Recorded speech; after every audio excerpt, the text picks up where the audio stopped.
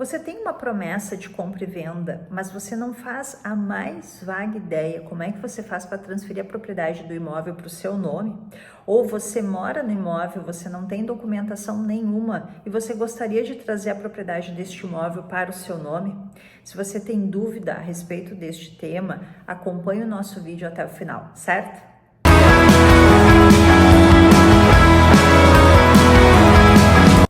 Olá meus amigos, sejam todos muito bem-vindos ao meu canal. O meu nome é Charlene Cortes e se você tem interesse em conteúdo de direito civil ou de direito imobiliário, não deixe de acompanhar as nossas postagens aqui no canal. Faça a sua inscrição, acompanhe os nossos vídeos e pessoal, não deixe de curtir e compartilhar esse vídeo com pessoas que você conhece e para as quais você acha que esse vídeo possa ter então algum tipo de relevância, algum tipo de ajuda. Isso é muito importante para o crescimento do nosso canal, certo?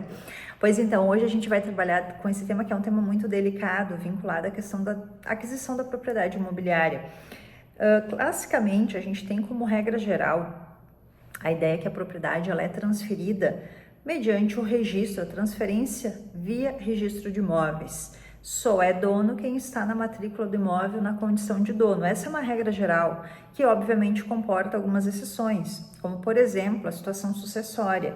Não é numa situação sucessória a gente não vai ter ali a circunstância de uma imediata transferência, não é porque a gente tem que fazer o processo prévio de inventário, mas o simples fato de ter ocorrido o óbito automaticamente já faz com que os herdeiros se tornem proprietários do imóvel. É uma propriedade em condomínio, obviamente, não é que só vai ser individualizada após a partilha, porém a gente já tem aí a situação de aquisição de propriedade.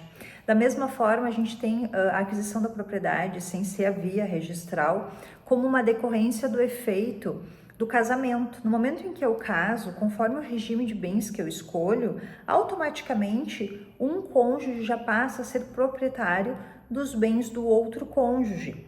Como, por exemplo, no caso do regime da comunhão universal de bens, a gente não precisa alterar a matrícula para que para que essa propriedade já exista, não é? Mas vejam, essas situações que eu exemplifiquei aqui para vocês são situações excepcionais. Como regra geral, a propriedade ela vai ser adquirida mediante a aquisição do imóvel via registro de imóveis. Essa é a nossa regra geral. Logo, para que eu possa ser proprietário de um imóvel, eu tenho que fazer uma escritura pública de compra e venda, tenho que levar essa escritura pública para o registro de imóveis para que ela seja registrada. Pois bem, pessoal, então se eu tenho uma promessa de compra e venda, o que é a primeira coisa que eu tenho que fazer? Ir no registro de imóveis, dar o endereço para o atendente e pedir uma matrícula atualizada. Ou, se não for o caso, pedir uma transcrição atualizada, porque muitas vezes o imóvel é muito antigo, não teve alteração desde 1964, que foi quando a gente teve 74, perdão, que foi quando a gente teve a alteração da Lei de Registros Públicos e ele permanece ainda no regime da transcrição, tá? Mas veja bem, a maioria dos imóveis hoje estão no sistema de matrículas, ou seja, já existe matrícula para esse imóvel. E aí o que vai acontecer, gente? Você pede a matrícula, você olha quem é o proprietário registral, que vai ser, via de regra, a última pessoa que vai estar naquela matrícula. Esse proprietário registral, se for o mesmo vendedor da tua promessa de compra e venda, basta que tu faça uma escritura pública e automaticamente essa escritura pública, uma vez assinada, paga o imposto de transmissão de bem imóveis, ela deve ser levada para registro no registro de imóveis e pronto, a propriedade do imóvel já está consolidada no seu nome.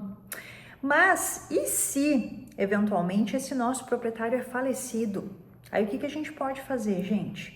Bom, aí nós temos a situação de hoje, em função da possibilidade da lavratura, da escritura pública de abertura de inventário com nomeação de inventariante, é possível que a gente faça então essa transferência através do inventariante nomeado nessa escritura.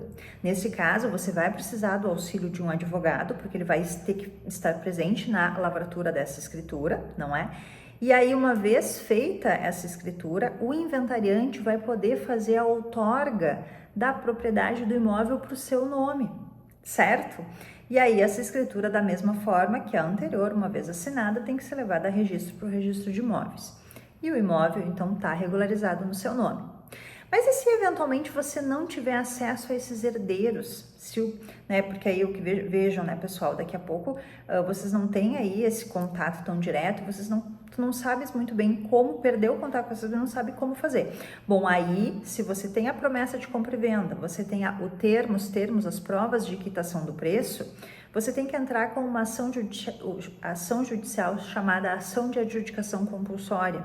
E nessa ação, você vai demonstrar que você fez o pagamento integral do preço, você tem uma promessa de compra e venda assinada, você pagou o preço, e se eventualmente você já, por alguma razão, tenha pago o ITBI, junta ali prova desse pagamento, prova que você não está tendo acesso, você não tem conhecimento aonde está esse seu promitente vendedor, ou que ele se negou a outorgar a escritura para você, também é uma situação, uma hipótese de cabimento da ação, e aí o juiz vai suprir essa outorga, demonstrado, né, que realmente ocorreu um negócio, que o negócio foi válido, foi eficaz, que o preço foi pago, o juiz vai então suprir essa outorga dessa escritura pública, certo?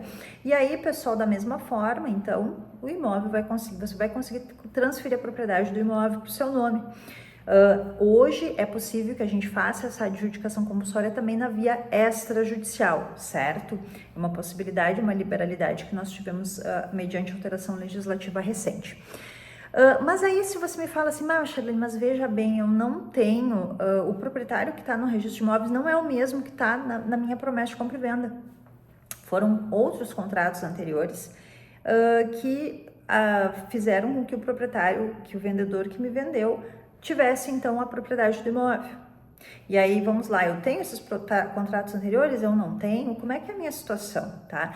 Aí, pessoal, o ideal é levar essa documentação para um advogado fazer uma análise mais detida, tá? Mas já antecipando, o que é o cenário? Via de regra, numa situação como essa, a gente precisa recorrer à ação de uso capião, que pode ser hoje também, assim como a adjudicação compulsória, feita, realizada, tanto na via judicial quanto na via extrajudicial. Vai depender realmente das provas que a gente tiver, né? Dessa posse, dessas características dessa nossa posse.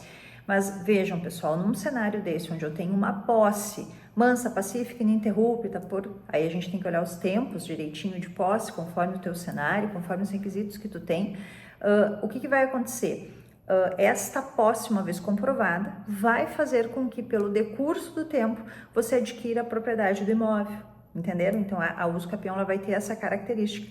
A posse prolongada, de forma mansa, pacífica, ininterrupta, sem oposição do seu proprietário registral, faz com que esse possuidor, então, de boa-fé, ele possa adquirir, então, a propriedade deste imóvel, certo? Então, pessoal, esse é um panorama geral, não é? Se você ficou com alguma dúvida sobre o tema, deixa nos comentários, que ou eu respondo por ali, ou eu gravo algum outro vídeo para a gente conversar a respeito, certo?